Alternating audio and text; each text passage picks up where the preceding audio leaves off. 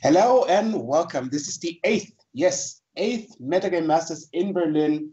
We have the top eight here again, like the usual.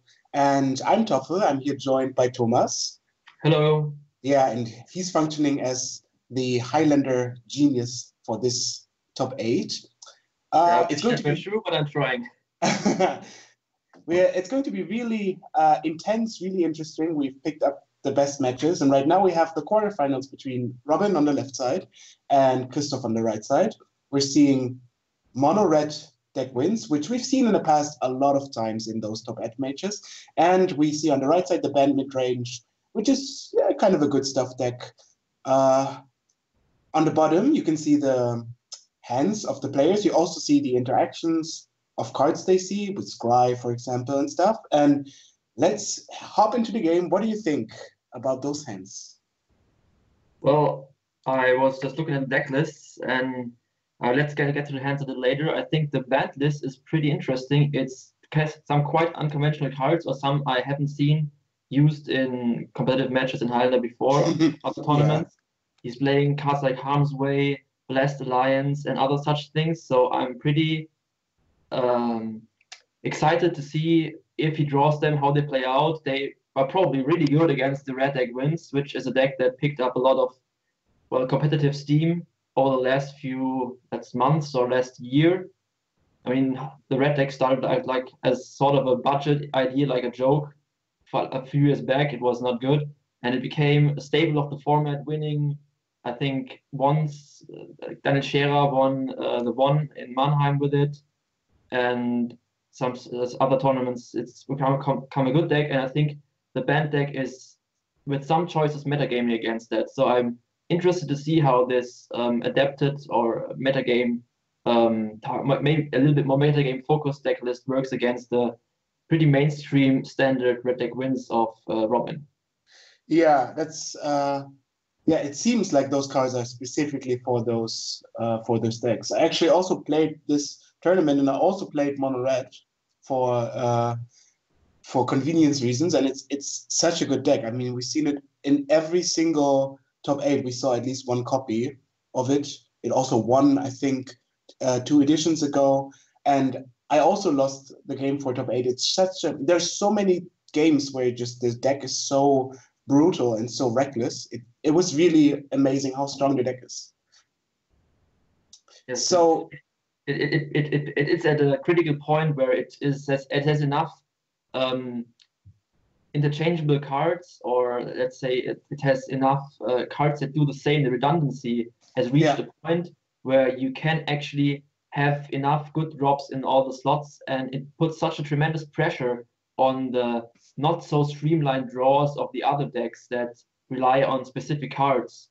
It's amazing. And let's see, he draws the one drop, one of the many he can choose from now. Back in the day, it was like you had to play the Jackal Pup and other.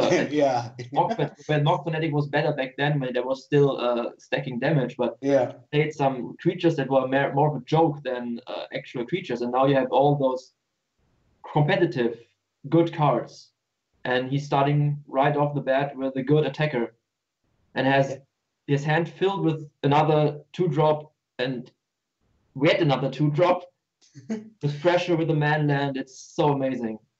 Yeah, we see here also the slight inconvenience of Psionic Blast, which is not the best card in a matchup, and pretty much a really vulnerable hand with bad creatures that don't really block. I mean, the Bright Mage actually blocks the Lightning Berserker quite okay, but now the Ash Sealet comes in for 2 damage, and there's already so much piling up. Like, the band deck is a bit slower, and using 1-for-1 trades is not a good idea against the mono red deck. No, he has almost no interaction in his hand, and the point where he gets to Treasure Cruise is so far away, as it looks now, from now, that I don't really, unless he draws something really good, I don't see him weathering the storm until he can refill his hand. I mean, his hand does. I mean, he had to mulligan, but I don't know if he knew what he was playing against, I probably wouldn't have kept it. The Treasure Crew also has the downside of needing fetch lands, and fetch lands are quite bad against the red deck. If you take like 3 or 4 damage just because of your lands, Agreed. Yeah, absolutely true. Yeah. and the good part is there's a lot of cards that singularly can switch the matchup. Like if he draws a Thractus, for example, or a better skull, that could just be the swing it needs. So there's always some tension, and of course the mono red deck can always do some crazy stuff. If you mention like Price of Progress. Yes. So we see the Sulfur Elemental. Robin plays a lot of cards that are a bit of a speciality for him. The Lightning Berserker is, I think, one he added for him. Also the Elemental. There's a lot of options, which is cool because usually when you have those tight decks, especially in Standard or something, you have a set amount of cards because Mono Red needs the stability. But you can choose to play some stuff. And Sulfur Elemental is certainly something really interesting. As you can see here now, it could make the white creature one toughness lower, and then the Ash Sealet first strike could get really relevant. Ooh, Searing Spear the Knight. It's gone away. And trade this. Okay, it got a little cleaner here. Yeah. He paved the way for his oncoming aggression. I think Sulfur Elemental is a really interesting card. It beats some things that are good against the mono red, like let's say Lingering Souls that produces a lot of blockers for cheap. Yeah. And it's good against token producers. Most tokens I think are white in this format. It's also good against some of the white flyers. There's the Mind Sense and Flicker Wisp. Yeah, absolutely true. Yeah. And they're really popular in the Jeskai deck lists or in the token deck lists. Yes. We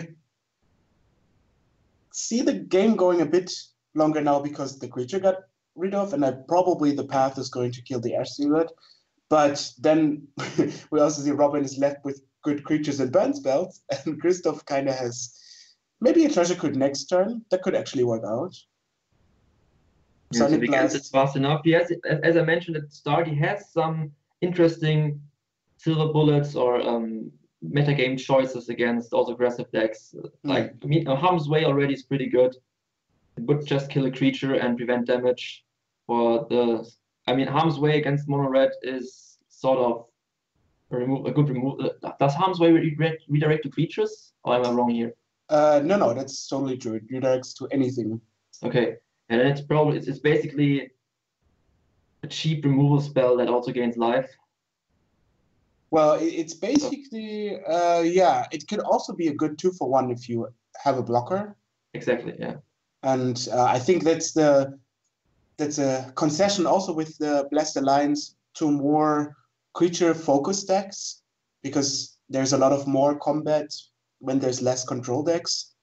You said in the beginning in the analysis that the decks got a lot faster, and certainly that has to do with the stability of the creatures.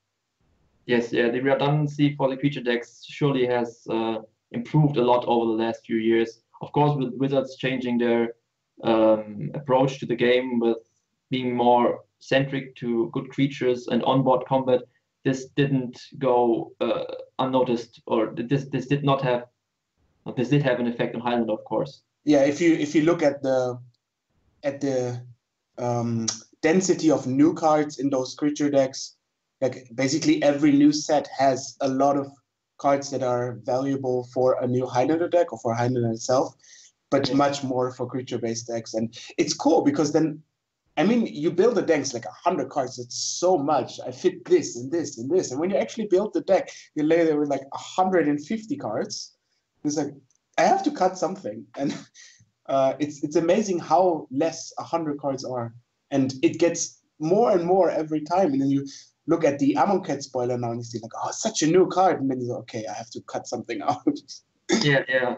Especially for Highlander, where some cards are just exactly the thing you needed. You didn't know you were waiting for it, but here it is.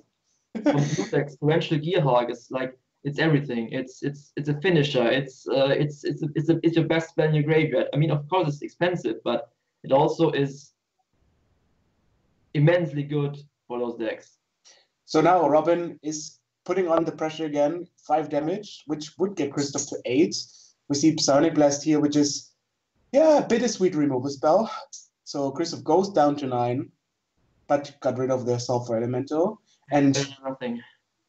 wow, there's so much burn. We have 7 points of burn with Brimstone Wally and Magic. We also have the Vexing Devil, which probably will stay in the on the battlefield because 4 damage is just too much. He can't go this low against the deck with that much burn spells. Yeah, we see here Vexing Devil being played, and Christoph is not that unhappy about leaving it on the battlefield because there's the Supreme Verdict, but the Mishra's Manland or Creature Land is just doing so much work. Cryptic Command is interesting. I'm not sure if I would have Psionic Blasted the creature and not the Manland, because the Manland is way harder to handle. Good point, yeah. As we can see, the only thing that really deals with the land is the Avacyn, and Avacyn is so expensive right now. Yeah, if he uses Avacyn next turn, he's just dead. He still gets the damage from at least 4 damage, and then he takes 5 because he killed something with by blocking. Ooh, Lightning Bolt here. Best card. Leak. In the red deck, you would say. Lightning Bolt, such an efficient burn spell. Can we see attack here? So the only option really now is to play Avacyn, and that leads to a very disastrous outcome. Yeah, that's game over. Okay, Christoph goes to 7. Can he do the math? 5 damage and 2 damage. All right, Robin wins the first game, and it's 1-0 for him.